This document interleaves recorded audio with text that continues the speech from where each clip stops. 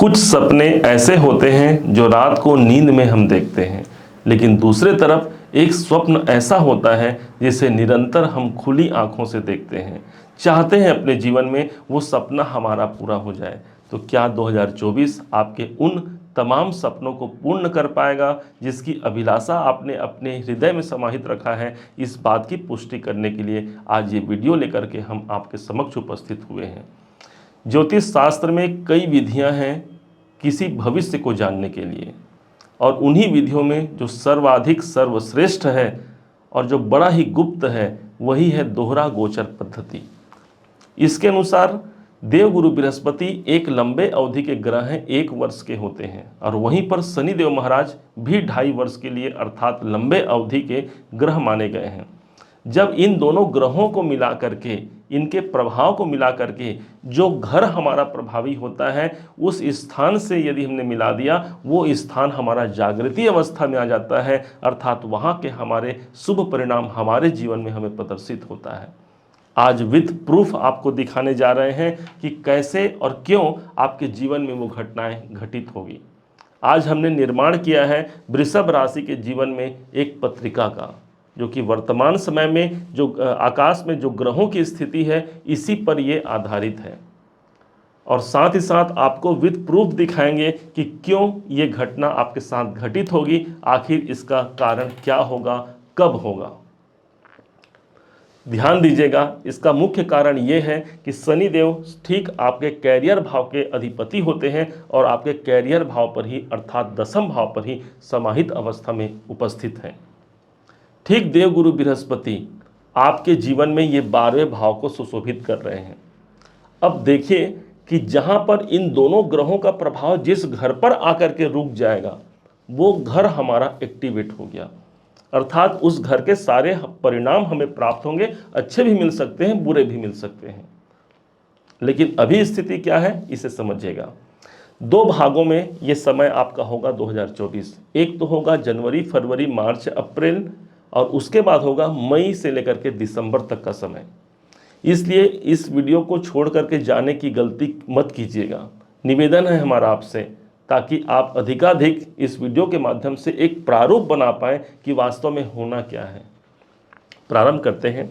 शनि देवता दशम में, इनकी तीसरी दृष्टि को देखिए जरा, 1 2 3, इनकी तीसरी दृष्टि पड़ रही है सीधे देवगुरु बृहस्पति पर, और बृहस्पति देवता ऑलरेडी इस भाव पर समाहित हैं। तो जो प्रथम जागृति का स्थान हो गया वो आपका 12वां घर हो गया। इसके बाद 3 पॉइंट है टोटल, 3 घर आपकी जागृति में आएंगे। पहले घर को हम समझ लेते हैं, फिर दूसरे और तीसरे घर को भी हम समझेंगे। बड़े ध्यान से समझिएगा। जब हमारा 12वां घर प्रभावी होगा तो इस समय पर जो सर्वाधिक परिणाम हमें प्राप्त होंगे, कोई बड़ा इन्वेस्टमेंट आप करना चाहते हैं, अभी अप्रैल तक का समय है इन्वेस्टमेंट करने के लिए, चाहे वो प्रॉपर्टी में हो, हमारे बिजनेस में हो, या अपने कैरियर से संबंधित कोई भी कार्य में हो, ये समय हो सकता है वहाँ पर आपके निवेश करने के लिए। यदि आप विदेशों में रहते हैं या फिर विदेश संबंधी कोई काम करना चाहते हैं, आपके लिए यह समय सर्वाधिक उपयुक्त होगा।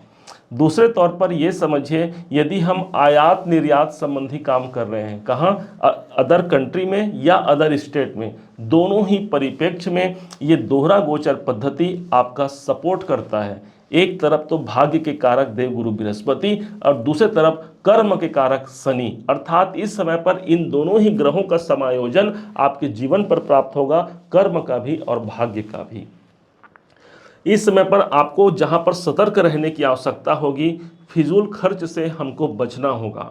कहां पर हमारे खर्च हो रहे हैं, बारंबार इस बात का विचार कीजिए। कहां पर हमारे पैसे लग रहे हैं, इसका विचार आपको करना है, और उसके बाद ही आप उस कार्य को करना है।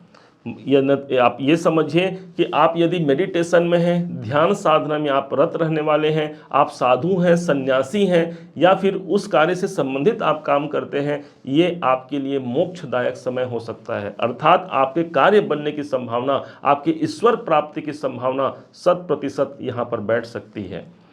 दूसरा पॉइंट समझिएगा, दूसरा विकल्प होगा, देवगुरु की दृष्टि पंचम दृष्टि को देखिए कहाँ पर पड़ रही है। 1 2 3 4 5 इनकी जो पंचम दृष्टि पड़ेगी वो आपके चतुर्थ भाव पर पड़ेगी, और वहीं पर शनि की 7वीं दृष्टि भी आपके चतुर्थ भाव को सुशोभित कर रही होगी। अर्थात जो सबसे ज़्यादा प्रभावी अभी का जो समय हो गया अप्रैल तक का महीना, वो आपके लिए दूसरे पॉइंट के रूप में आपके चतुर्थ भाव के सारे एडवांटेज आप ले सकते हैं अपने जीवन में। इस समय पर पारिवारिक वातावरण आपका सौहार्दपूर्ण और अच्छा होगा। यदि आप प्रॉपर्टी खरीदना चाहते हैं, उनसे जुड़े हुए कोई कार्य करना चाहते हैं, आपके लिए अनुकूल समय होगा। यदि आप प्रॉपर्टी बेचना भी चाहते हैं तो 12वें घर से देवगुरु बृहस्पति की दृष्टि पड़ रही है। हमें प्रॉपर्टी संबंधित कार्य में यहाँ पर सजगता और सफलता दोनों मिलती है। चतुर्थ भाव हमारी माता जी का होता है, इसलिए माता जी के स्वास्थ्य में हमें ध्यान रखने की आवश्यकता होगी, कहीं उनके स्वास्थ्य में कोई बिगड़ न जाए उनका स्वास्थ्य। दूसरे तौर पर यही स्थान शांति का होता है। ये समय है आपके मानसिक शांति का। बहुत समय से यदि आपने मानसिक अशांति को प्राप्त किया है, बहुत समय से यदि हम एक विचलित अवस्था में हैं कि वास्तव में भाई मुझे करना क्या है, मैं इस कार्य को करूं कि उस कार्य को करूं, इसमें आप यदि कंफ्यूज हैं, यहाँ पर आपके लिए एक सही मार्ग निकल करके सामने आएगा। दोनों ही ग्रहों का प्रभाव आपके चतुर्थ भाव पर होगा। आप इसके अलावा शांति प्राप्त करते हैं। यही चतुर्थ भाव हमारे एजुकेशन को भी प्रदर्शित करता है, और शनि की दृष्टि है, गुरु की दृष्टि है। इसका मतलब ये हो गया, जो विद्यार्थी हैं और इस समय पर अपना एजुकेशन प्राप्त कर रहे हैं, बहुत लंबे समय से कोई बच्चे अपने पढ़ाई में सफलता नहीं प्राप्त कर पा रहे हैं, ये समय आपके लिए सफलतादायक समय निकल करके सामने आ सकता है। इसके बाद तीसरे पॉइंट को समझिए।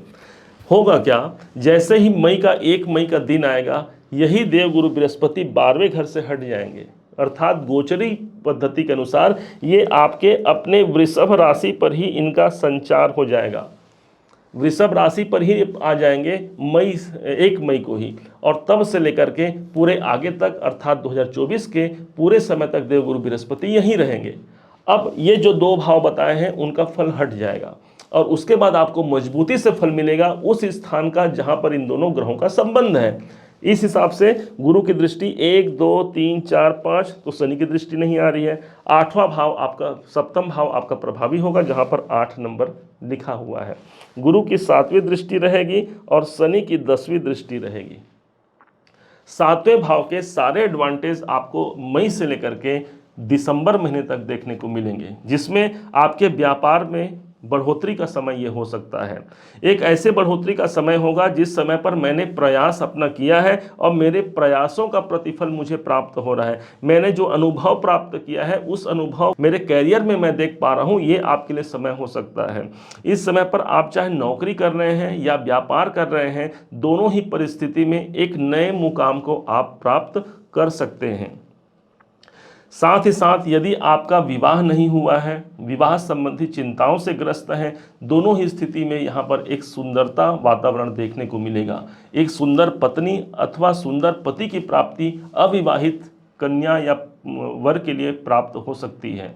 दाम्पत्य जीवन में यदि किसी कारण से असंतोष है, हम एक दूसरे के लिए किसी कारण से एक दूसरे के साथ हमारे संबंध मधुर नहीं बन पा रहे हैं, ये समय आपकी मधुरता का समय हो सकता है। कुल मिलाकर के दाम्पत्य में भी एक नए आयाम को आप प्राप्त करते हैं। व्यापार की उन्नति तो यहाँ पर प्राप्त होती ही होती है। साथ में यदि आप पार्टनरशिप से जुड़ा हुआ कोई कार्य करते हैं, वहाँ पर भी आपको प्रसन्नता प्राप्त होगी, अर्थात सफलता प्राप्त होने की संभावना बन जाती है। सप्तम भाव जब जागृत होगा, आपके मित्रों से आपके संबंध बनेंगे। आपके क्लाइंट जिनसे आपका डील होता है, एक नए अनुबंध को आप करते हैं, एक नया डील आपके साथ हो सकता है। और यही 2024 एक तरफ से देखा जाए तो आपके शांति के रूप में आपको दिखेगा, दूसरे रूप में आपके कैरियर के रूप में दिखेगा जो आपके कैरियर को ग्रोथ करा जाए, और तीसरे रूप में एक विशेष पारिवारिक जिम्मेदारियों का निर्वहन करते हुए आप अपने उस कार्य को कर पाएंगे जो कभी आपने समझा है, जो कभी आपने पाया है। ओवरऑल ये गोचर पद्धति को हमने आपको समझाया, सिखाया। यदि आपको ये समझ में आया होगा, मेरे समझाने का तरीका यदि आपको सार्थक लगा हो, तो हर बार की भांति इस बार भी अपना प्यार भरा लाइक और कमेंट करना कभी मत भूलिएगा। और हाँ, यदि अभी तक आपने चैनल को सब्सक्राइब नहीं किया है, सब्सक्राइब जरूर कीजिएगा। पुनः एक बार फिर आप सभी का दिवस बहुत मंगलमय हो, इन्हीं शुभकामनाओं के साथ